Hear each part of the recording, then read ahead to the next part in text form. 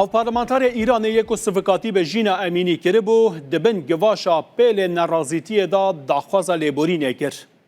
بریا دو روزان پارلمانتار باجار ملاردا تهران احمد آریایی نژاد در برنامه که زندی تلویزیون ایران دا گفت دماکو ژینا امینی چو دوزخه 8 مهان ایران بو قادا خو پیشاندان و نرازیتی و آلوزیان.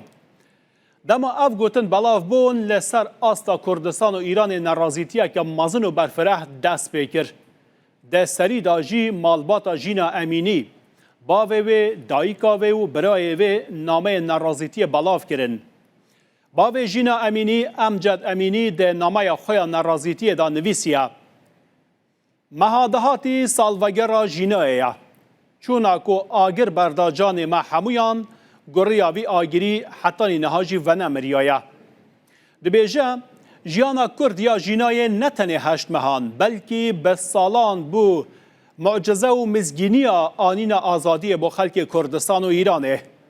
امجد امینی دبیجه خلک ولات ما جبر بریارین کسین وکته ده خرابترین روشا جیان و هجاری دانه.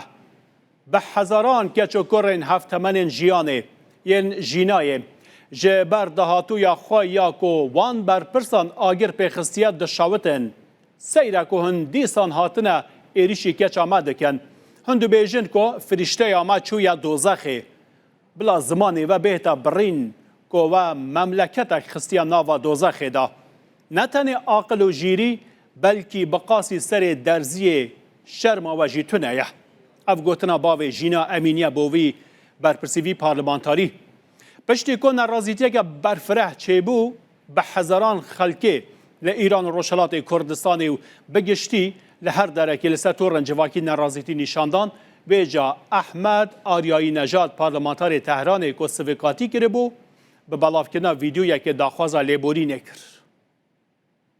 خدا بنده در مناظره‌ای که چند وقت پیش در تلویزیون همشهری داشتم بریا حیامکه مد تلویزیون همشهری ده هفپیوینک هبو ده بحثا رخنکرنا کارن پارلمانتار برو سر کومار نها نخواستی من گوتنه که نده جهه خوده با خود جرازی ژینا مهسا امینی بکار آنی لور از داخوازا لیبورینه جمالباتا ویا بریز و رخنگرند لسوج دکم لیبورین آمون قبول بکن عذرخواهی میکنم پوزش بنده رو پذیرا باشید. خداحافظ شما.